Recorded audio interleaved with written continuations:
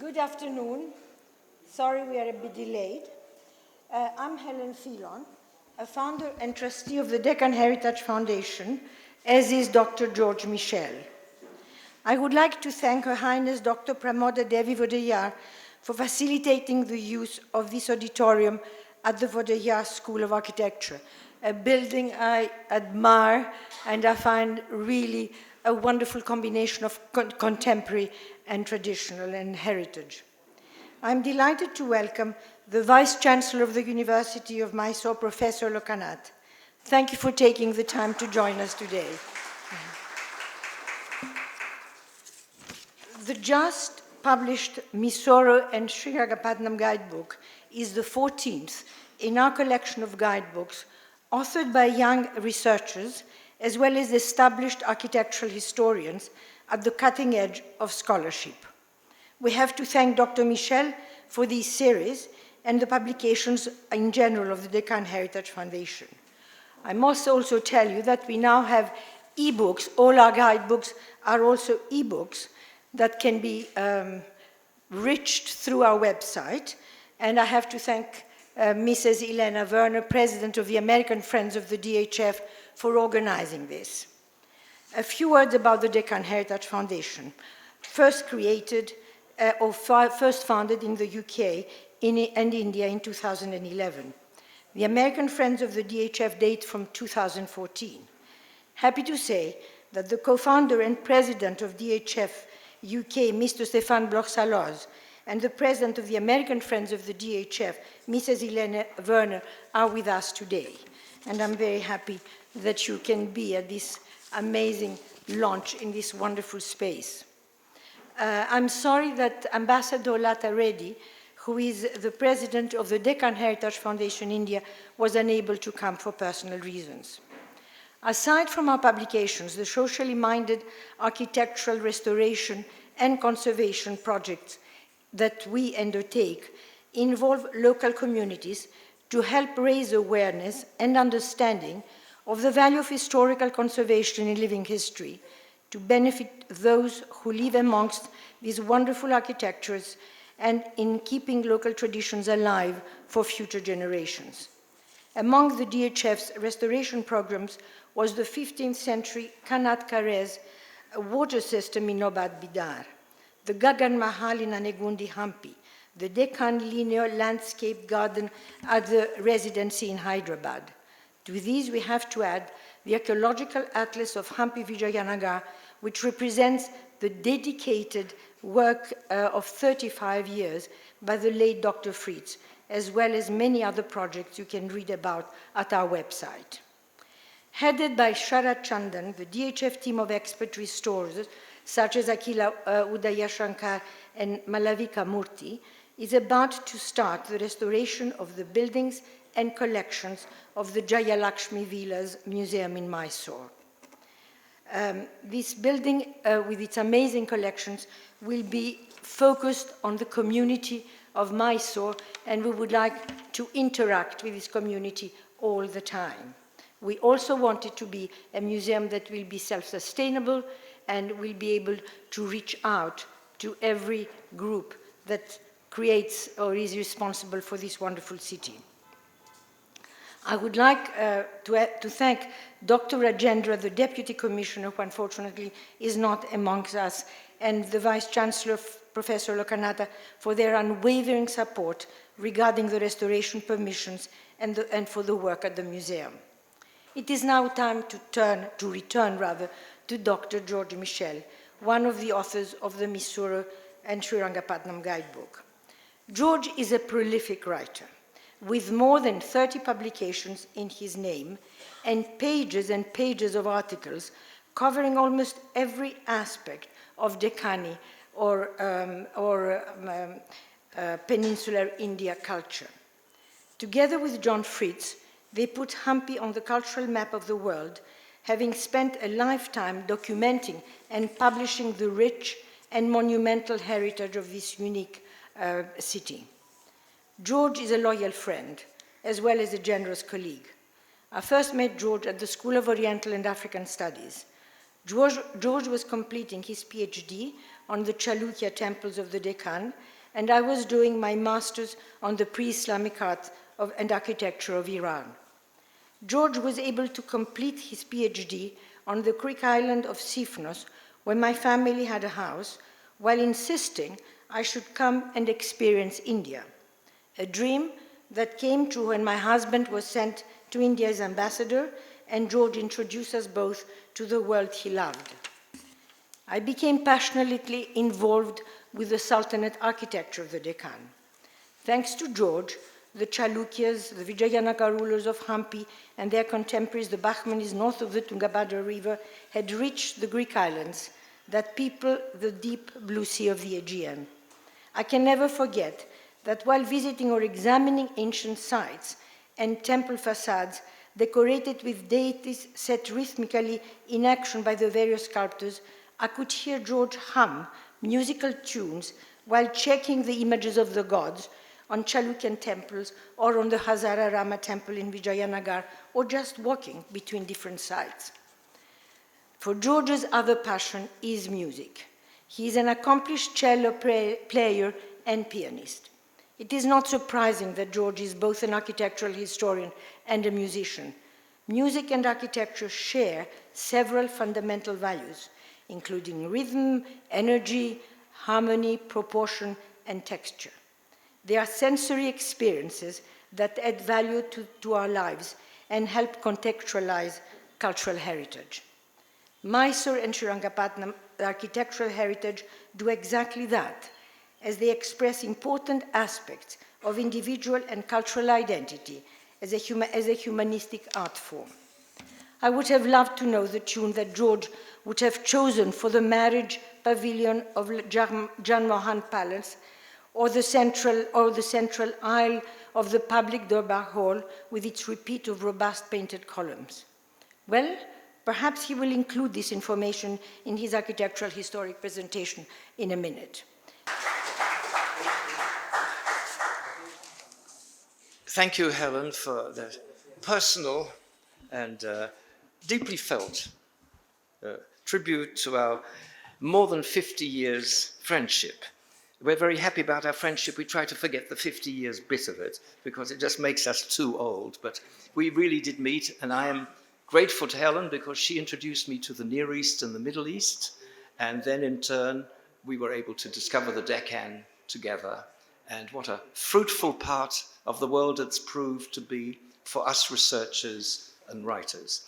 Now, I have to excuse myself. I'm only one of the contributors of the guidebook. So this is a sort of an outrageous promotional tour of the guidebook, giving you a sort of a whiz through some of the imagery and some of the buildings. You are very lucky here in Mysore because you are living in a richly gifted architectural city.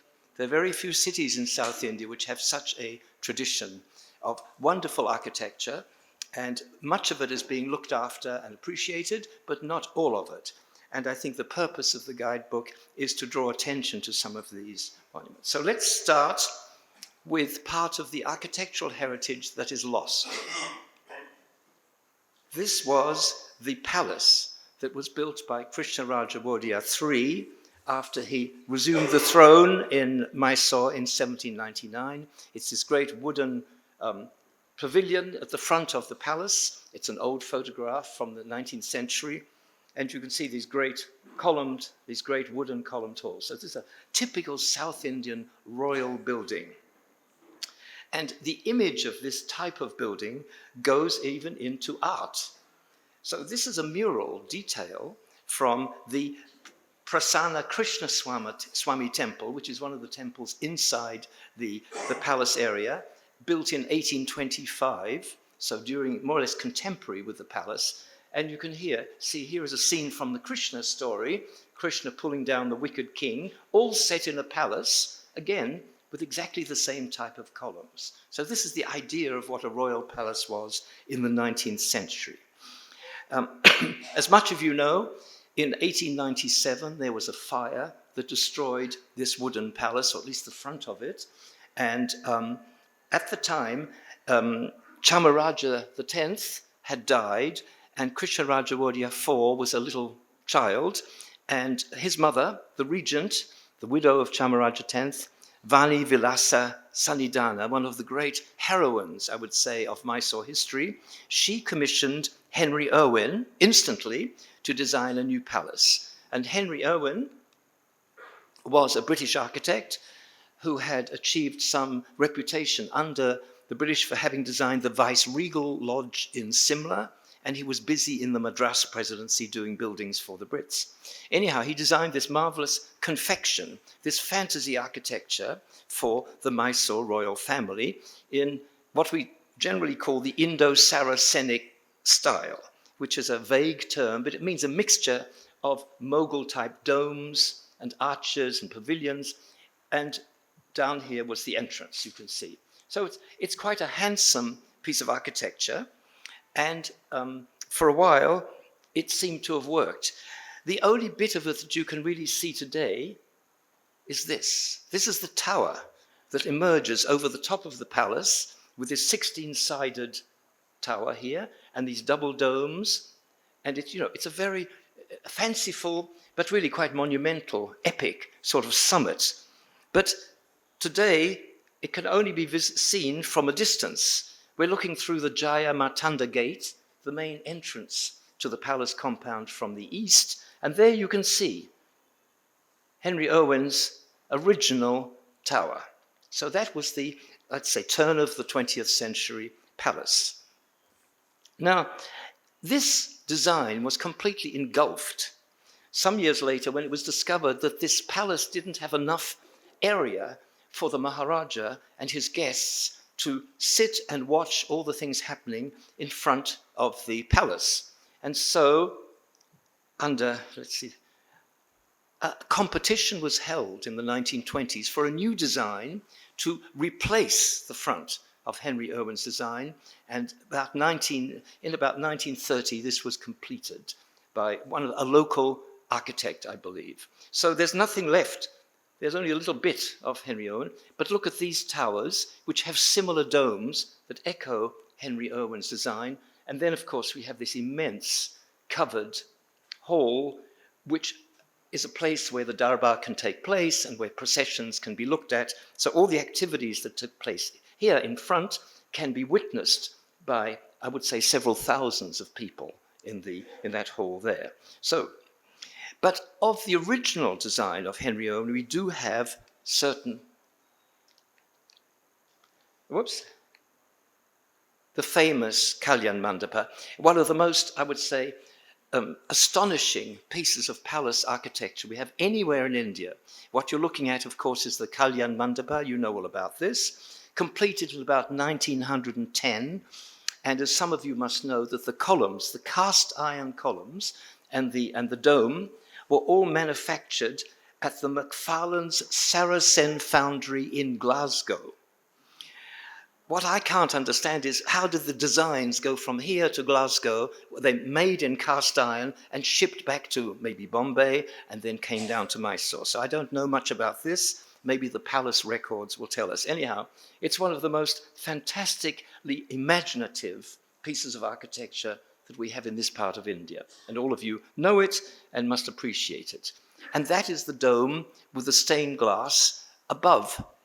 But today it doesn't quite look like this because in order to protect the glass, a cover has been placed which prevents the glass from water getting in through the glass, but it also prevents light from getting into the glass. So we used an old photograph in the guidebook showing how it originally looked, and you can see these peacock-type feathers. And yeah, it's a magnificent design.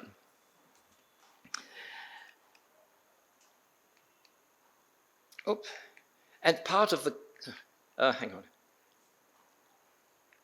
part of the cast ironwork was this gate, which some of you shouldn't walk past too quickly. It was the main entrance gate to the palace from the Henry Irwin design. And look how these yalis, these mythical monsters, are flanking and protecting the Wadiyar symbol, the two-headed eagle. So it's a beautiful piece of design in cast iron. And then, of course, we have the Amba Vilas, another hall, the private audience hall, also cast iron, painted with a glass ceiling, another fantastic design. But the public Darbar Hall is not, this is done with masonry, painted and by local designers. So that's much larger, but not quite as fanciful, but still something that we don't see in other parts of India. And the color scheme with lots of colors and gilded designs and stars on the domes, I mean, it really shows an imaginative approach to ceremonial royal architecture. Now one can visit the temples inside the palace area. When I came to Mysore in years past, it was difficult to get into these, but now they're accessible and worth visiting because they show what was going on at the same time. This, for instance, is the Shweta Varahaswamy temple, 1809, commissioned by Krishnaraja Wadiyar III, and it is entered through a typical gopura. That's a South Indian type gateway with a pyramidal tower, you can see. So it shows that this type of traditional architecture was still being created. There were people to build it. And when you get inside the temple, you find this shrine. What's interesting about this is built in a sort of neo-Hoysala manner. It resembles the 12th, 13th century temples of the Hoysalas because it has these star-shaped plan. You see all these angles here. And in fact, many of the pieces of stone in this temple are removed from a Hoysala temple, and the missing bits were refashioned, and the interior has all these bits and pieces of Hoysala architecture. So it's a sort of neo-Hoysala design, which I think is quite interesting. And then we have all these wonderful other things to be seen in the temples around about the palace. This is from the Prasanna Krishnaswamy temple. Again, I think probably Hoysala 12th, 13th century balustrade. Beautiful carving, you can see in stone, brought from somewhere and reused. And in this temple, we also have this absolutely beautiful carved wooden screens for allowing light to enter the temple. So there are very special and beautiful pieces of architectural decoration in these temples. And of course, there are also murals, which now you can see. So probably a scene from the Ramayana in the temples around the palace. Now, there were other palaces, of course, and you know all this, in Mysore. This is the late addition, the marriage hall that was added in 1900 to the much earlier Jagan Mohan Palace of 1861, an important royal commission of Krishnaraja Wadiyar III. And when the main palace burnt down, they used this place as their main residence. And what is interesting is this Rang Mahal, this painted hall at the top. And I think for many years one wasn't able to visit it, and now it's open to the public. And if you haven't been there, you really should, because it's an imaginative, visual evocation of the life and the activities of KRW3, including all of the royal processions, the various things that happened at Dasara, the elephant capturing of elephant here, and a great leaf with a genealogy of the Wadiyar lineage, and these enigmatic games. He was a great gamester. He loved to play games like chess, things with moves, and on the walls, all these games are depicted. So it may have been a private games room for the Maharaja.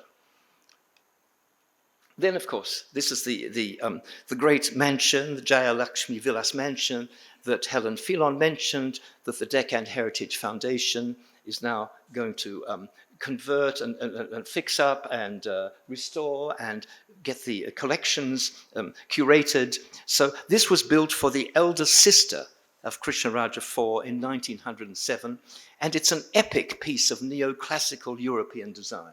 You must agree, it's really magnificent and beautifully proportioned, and at the moment on the outside, beautifully painted to really present Mysore neoclassicism. Just shows you how this style, which came from the British, became part of the Mysore royal style. But not always.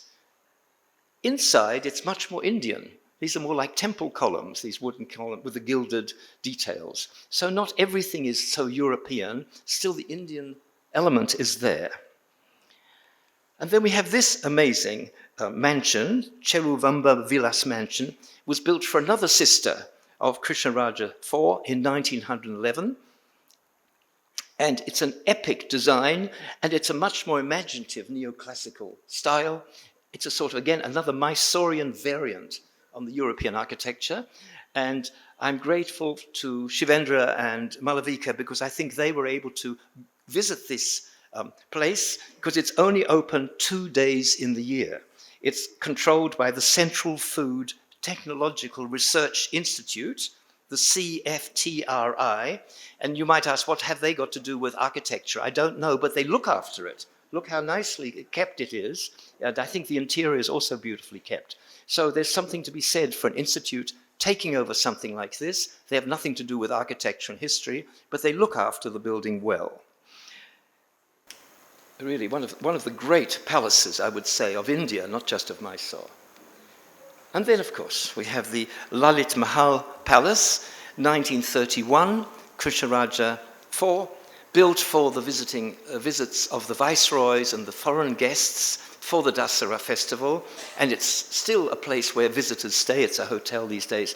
But another great, monumental classical design with a tower, a dome tower, that is sometimes compared to St. Paul's Cathedral in London. Anyhow, be that as it may, with a great, grand staircase to welcome visitors. So this is, I would say, classical European architecture reimagined by Mysore architects for the Maharajas, for the royal family here, in the grandest and most impressive way. The city has these various Mughal-styled elements. This, as you know, is KR Circle. It was originally a fountain from 1895, and then in the 1950s, a statue of KRW4 was placed here. Now it's known as KR Circle, but with a Mughal-type dome. You see here a little overhang, a typical pavilion that we know from this Mughal tradition of architecture. And another one, which perhaps you're less familiar with, is in Kupana Park, which used to be known as Nishet Bagh, built in 1913, KRW4, Krishnaraja IV time, and this is sort of laid out in a very Islamic Mughal way with waterways and things, but inside this dome we have these elements. And these must have been painted here in Mysore, I guess. I don't know the history of this stained glass. But anyhow, so you've got sort of like a Mughal-style garden, and then nice little local motifs, like here's Durga on the lion, just to protect it. And the greatest Mughal, I would say, influenced project in the Mysore area, of course, is the Brindavan Gardens, begun in 1911, again under KRW4, a project of the Dewan, Sir Mirza Ismail, who apparently went to Kashmir and persuaded the Maharaja they should make this wonderful, enormous garden using the water from the dam that was trapping the Kaveri River. So it's an immense project, and it's laid out in squares on terraces with fountains and waterways, exactly like the gardens in Kashmir. Meanwhile, by this time, the British had decided they would make their contribution. This is Government House. It goes back to 1805, when, you know, in the early years of when the Wadiyars were back on the throne, with the British there too.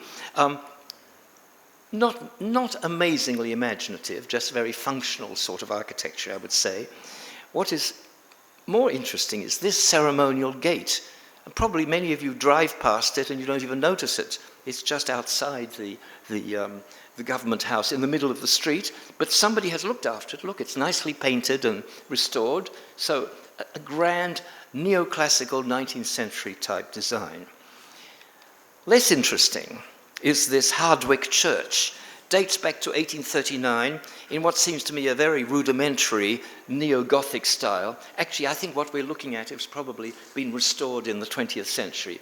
Anyhow, I'm not very thrilled by it, but it shows you the sort of things that the British added. This is, I think, a more interesting piece of architecture. This is the Hardwick High School and College from 1854. And it does use sort of, sloping tiled roofs. It has a central, you can see a 3-storied sort of gate here, and there's a courtyard in the middle. So I think an imaginative, utilitarian sort of design. More impressive is the District Commissioner's Office. 1887, built in the Jubilee year of Queen Victoria's reign, and quite an impressive building to this day. I think the interior is either inaccessible or I haven't been able to, so I can't tell you about what it's like inside. I think it's been mucked around with, but it's quite an impressive, with this big pyramidal design with an octagon to dome. And this is what you see also, the Krishna Raja Hospital of 1918. I think an impressive monument. And, you know, when you walk in, you get this great domed hallway, which is quite something. And with this combination of a dome and then a pediment, this sort of thing, you know, very, very Greek, neo-Greek, if you like. But the local architects couldn't abstain from adding a few little details. This you will not find in European classical architecture. This is some Indian mermaids animating the European style. So just to tell us we're in Mysore, we're not in Europe, you see. And the same is true of the pediment of the school, named after a wealthy philanthropic businessman, and some of you may have passed it, but it's a wonderful pediment. And there, of course, is the goddess of knowledge, exactly who we'd expect on a pediment of a school. And this neoclassical, this Mysorean neoclassical style goes into private architecture. This is one of the villas in Lakshmipuram, the quarter west of the palace, in which there are quite a number of private houses, nicely restored, and this gives you an idea of a slightly neoclassical type design.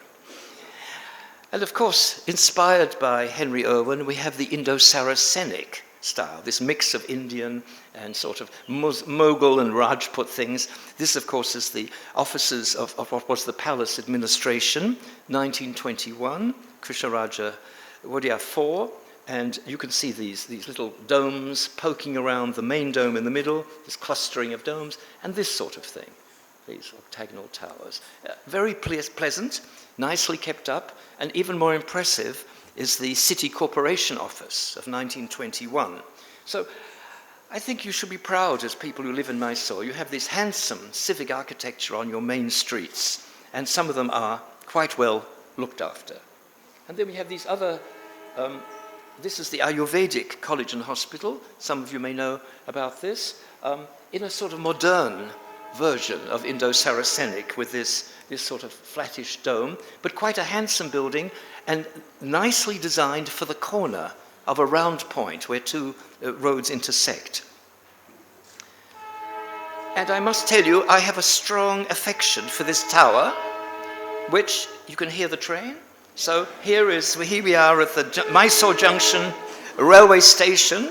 This is the clock tower, and there you are. So it's the right image for the sound, no? Yes. So in a sort of Art Deco Indo-Saracenic style. And I don't know, I'll have to ask my friends here, my fellow colleagues, if this is from the 1950s or maybe slightly earlier. I don't know, but it's rather wonderful, you must admit. And then to finish off, we have some of this bungalow type of architecture, which the British, of course, loved and was very suitable for recreational architecture in a sort of wet, tropical climate. This is the Race Club, which from the 1930s. I think one of the finest examples of this bungalow type of architecture. And then we have this amazing, the Armed Reserve Police Mounted Corps building, again with this bungalow sloping roofs, you can see, like this. And then because it's to do with horses, the entrance is like a horseshoe. You see here? Like a metallic horseshoe. So no doubt the horses went in with this wonderful tower and this pyramidal roof. And just to, I think we have one more of Mysore, and to finish off, this doesn't seem to fit into anything. This amazing neo-Gothic cathedral, St. Philomena's, 1933. This was the result of a Catholic Dewan under Krishnaraja Wadiyar IV, T.R.A. Tumbu Chetty, who was a devout Catholic, and under some circumstances he got himself a relic of St. Philomena and persuaded the Maharaja to allow him and assist him to build this enormous cathedral, which must be one of the largest such pieces of Gothic architecture, not just in Mysore, but anywhere in India. And I'm waiting to find out, do we know who the architect was? How was it done? where did the architect come from, who supervised it, because it's very correct in terms of Gothic detailing. So this is the story of Mysore. Then, of course, we go back to the great event, the trauma of this part of the world, the sacking of Srirangapatna Fort by the British, the killing of Tipu Sultan, which meant the supremacy of the British in this part of South India, and the opportunity for the Mysore Wadiyars to come back to Mysore, to the city, and rule again. Now, this is an oil panorama. It was made in 1800, shortly after, the year after the siege, by an artist called Robert Kerr Porter, and this painting is in the Tipu Sultan Museum in Darya Daulat Bagh. So if you go to Srirangapatna, you can see it. And, it's the sort of thing the British like to see. Our victory, how we killed Tipu, how we stormed the bastion. So it's very busy and, aggressive. So the fort itself is one of the most impressive pieces of military architecture that we have in this part of India. And it's built on an island. There are the two arms of the Kaveri, and it's tucked in, you see, into this sort of point where the river divides and follows, wherever possible, the banks of the river for protection. And the fort was begun under the early Wadiyars. It was renovated by Hyder Ali and Tipu Sultan, and then partly dismantled by the British. So it is a bit of a mess, but still, what you can see today is impressive. It was on an island, so it had to be reached by bridges. You see? This is a bridge that was actually built after 1799. This is the Wellesley Bridge of 1804, but it's the type of bridges which reached the island, built in the traditional in the South Indian style with these pylons, these stone pylons. We have even at Hampi, Vijayanagra, the remains of such a bridge. So this is the way bridges were built traditionally in South India. And then we have the ramparts, and Akila is here, who's worked on these. I think still there's a lot of research to be done on which parts of the walls are early Wadiyar, which part are the renovations of Hyder and Tipu, and which parts are the mucking around with by the British. So anyhow, this is what you can see today, overgrown, partly dilapidated, but still quite impressive. And we have these gates. This is the Bangalore gate where many people who go to the fort enter, partly done by Tipu and Hyder. From this, you can see this Islamic style of these decorations up here. And in the middle of the fort, we have the great Sri Ranganatha, it skips this, the great temple, which gives its name to the island. Here is worshipped Ranganatha, Vishnu, reclining on the cosmic ocean, and this is the entrance. And this is a typical Vijayanagra period Gopura, South Indian type of gate. Lower part is in granite, and the upper part is plaster-covered brickwork, and it's hollow. And the Wadiyars were much involved with this. The pot finials at the top, these were replaced by Chamaraja X in 1888. The interior seems to have reused pieces of columns going back to the Hoysala period. So it has a history going back to the 12th and 13th centuries and even earlier. So it's really quite interesting. And this is who is worshipped there. So those of you who haven't been, you can't take a photograph. So we have used a wonderful local artist who has depicted Vishnu reclining on the coils of the serpent, whose heads, the cobra hoods, protect him. And here are the images of Vishnu, Lakshmi, and Bhudevi. And this type of image is found in many shrines along the Kaveri River. And the greatest example is that at Srirangam in Tamil Nadu, which is a temple dedicated to the same god. So Ranganatha and the Kaveri River are closely connected. And though this was an early Wadiyar project, and it was, I would say, rehabilitated by the Wadiyars, let's not forget that Tipu and Hyder also made contributions to the temple. These are the silver bowls that Tipu Sultan presented to the deity, and they're now on view in the museum in the Darya Daulat Bagh. So the temple was not at all interfered with, but was continued during that period. Now, Tipu's projects are very impressive. This is as you know, this is the Masjid Ayala, the congregational mosque of the city of Srirangapatna, 1787. So when you arrived through the main gate, you came across this magnificent mosque, and it was a sort of combination of devout worship to call people for prayer, but also lookout towers to survey who was coming into the city, what was happening beyond the walls. And these, I believe these little holes are for pigeons. So there's a combination of pigeon tower, lookout tower, and minaret. So quite interesting. The greatest monument of Tipu's period that we have today is the tomb he built for his father, Haidar Ali. He died in 1782, and Tipu built this really magnificent tomb in what is really a continuation of the Deccan style of Islamic architecture. If you've been to Golconda, for example, outside Hyderabad, you will see this type of architecture. So it is a continuation with this cubical base here, lots of little minarets and finials here, you can see, clustering around a great dome, and then with a colonnade around like this. So it's one of the finest examples, perhaps the latest great example of Deccan historical Islamic architecture. And the detailing is quite impressive. So when you go, don't neglect to appreciate these beautiful carved stone windows. Look at this, and inlaid inscriptions. Very impressive.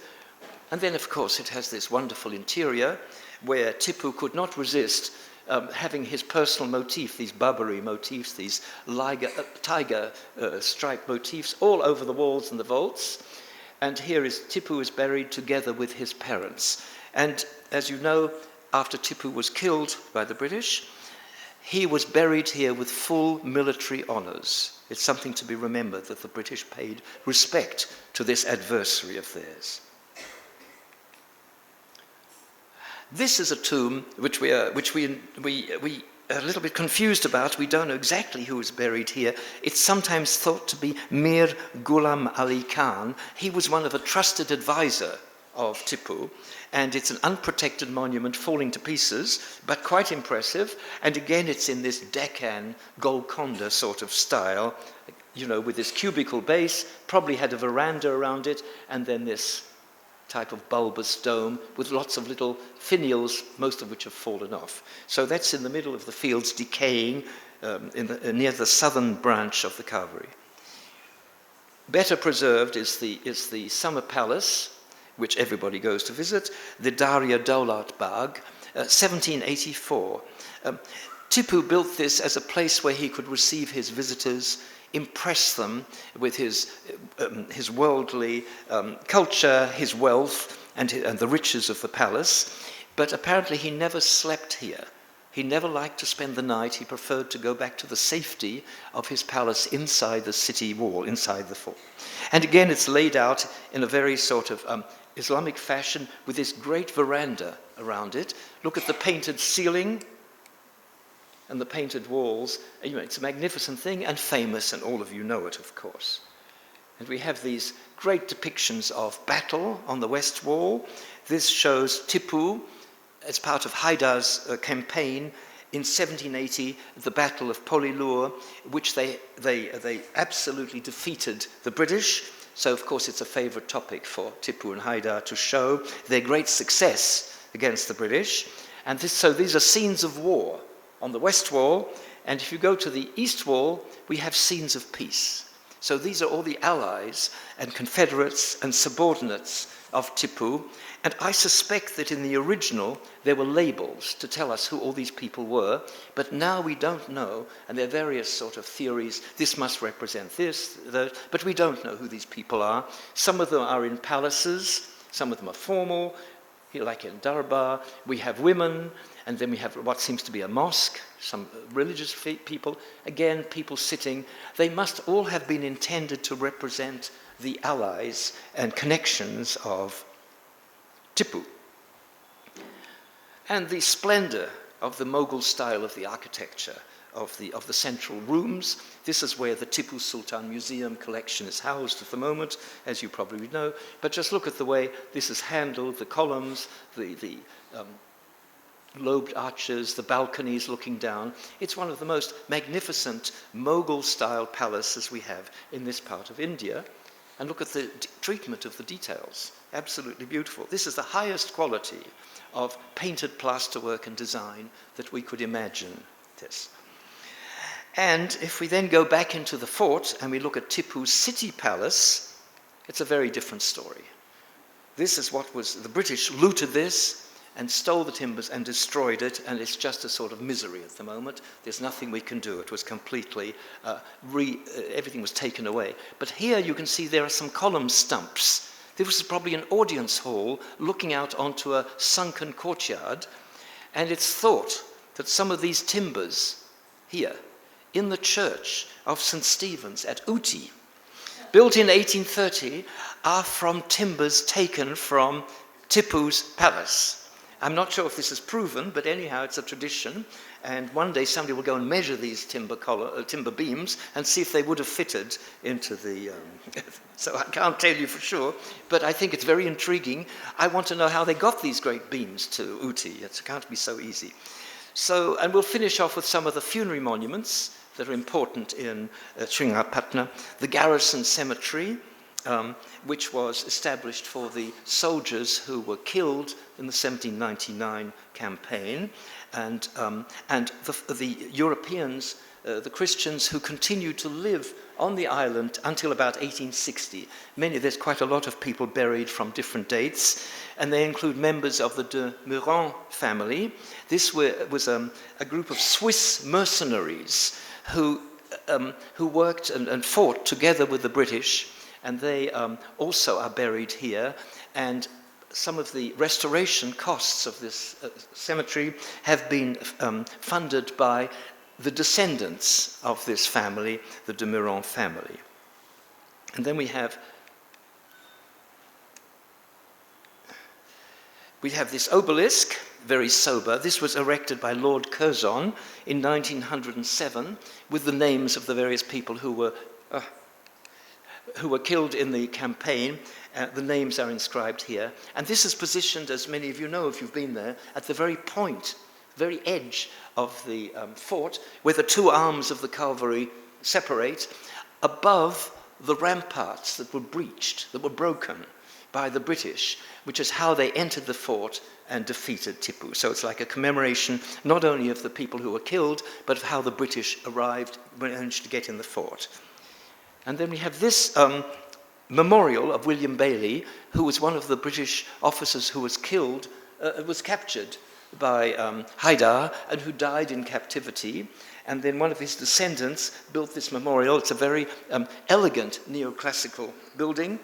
And I understand that since that photograph was taken a few months back, there has been some work to restore and repair the monument. Some of these vases, I think, am I right, are now back in place. So it's just at the entrance to the Gumbaz, and most people don't even know it's there, but it's really a lovely and interesting building. So here is something which has been noticed. Some money has been spent, it's been looked after, and it will be people will keep an eye on it. This is, now we come to the trauma of present-day Mysore. You have a lot of handsome buildings which are under threat. This, as you may know, is the Lansdowne building. Dates from 1892. It was the great city market, was named after the viceroy who visited the time. And it's, an important civic building. It occupies a premier site, as you know, just to the rear of the palace. And I would like to hope that you people of Mysore will do everything you can to preserve this building and to work out a way in how it can be rehabilitated and turned into a modern market without destroying this beautiful architecture. Because no matter what is built to replace it, it will not have this quality, will not have this history. So I leave you with this task, you Mysoreans.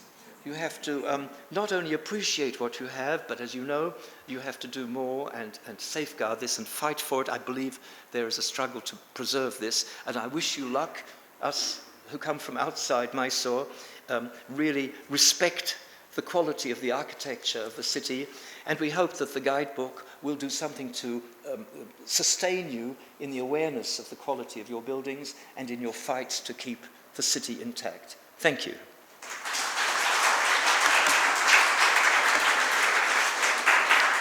And now, please don't rush. There's no hurry. Don't stampede. Your job now is to buy the guidebook and go through it and get back to us and tell us what's wrong and what needs to be rewritten so we can do a second edition which is improved. So thank you.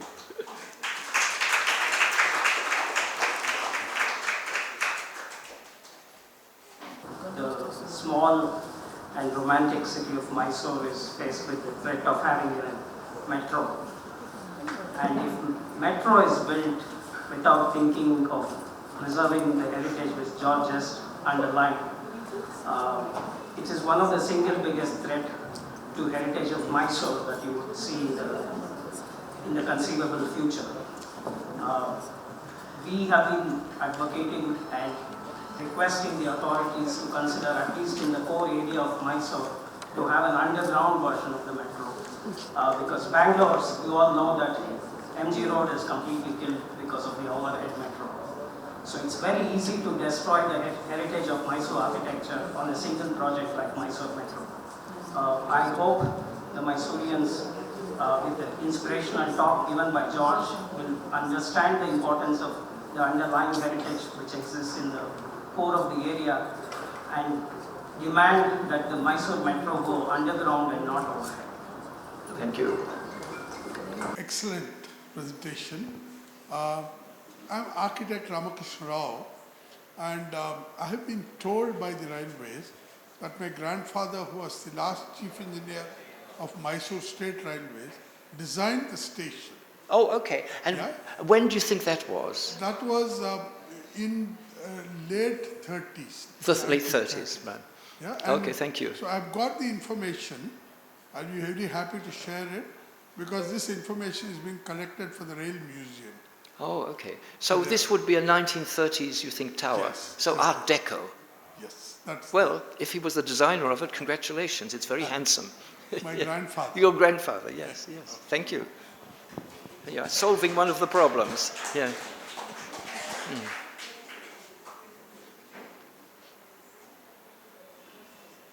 So, ladies and gentlemen, thank you. I hope there's still some books available for sale outside. Yeah? Oh, so there's another question. Oh, I'm sorry, Philip. Yes, yes. Hang on. I was simply going to ask you, in connection with that, the penultimate question, do you think that historic Srirangapatna has been adversely affected by the Bangalore-Mysore highway? I mean, to what extent do you think it's It's the one that adversely flies affected? over the island. It cuts through the two historic, cuts into two, the historic part of Srirangapatna. You know, it could have been worse because mostly it's above ground. It doesn't have things beside it like petrol stations and you know, it doesn't have all the clutter of highway. You just sweep across it. It's not good, but I think it has a minimal effect. You know, if you think of a highway at ground level, what it would have done to the island. So it's not good and it's ugly and you go underneath it, don't you, as you pass through the island. So, it's happened, hasn't it? Yes, yeah, there's nothing, but it has affected, of course, the integrity of the island. Comparatively to earlier railway projects and the highways, it has the impression, effect is very less actually. It has gone outside the near Ganjam it went actually. Yeah. They taken away from the Srirangapatna. Yeah, they took the bypass. Earlier, you can see the road which is passing through the fort actually, near the Bangalore gate. Even railway is cutting that fort actually. The railway project earlier, it's cutting the railway project. Why they have shifted one of the garrison there. Yeah, armory they have shifted it. Yeah. Yeah, so, I mean, the railway, of course, was Maximum, made and cut through the fort, that's yeah, right. earlier. Yeah.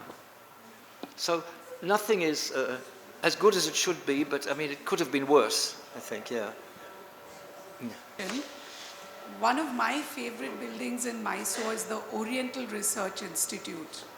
And I was wondering whether that was also covered in your book. Absolutely. We have a picture of it in the guidebook, and we have also managed to get a photograph of one of their star manuscripts.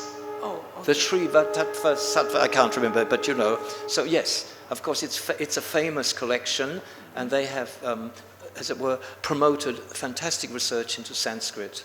Yes. And the building itself is also a very handsome building, and it's very interesting that it was actually built to commemorate the Queen's Jubilee. It's also in 1887, yes, one of those projects, I think it's called Jubilee Hall or something. I didn't show a picture, but but you don't have to worry, it's in the guidebook. Okay. Yes, but thank you.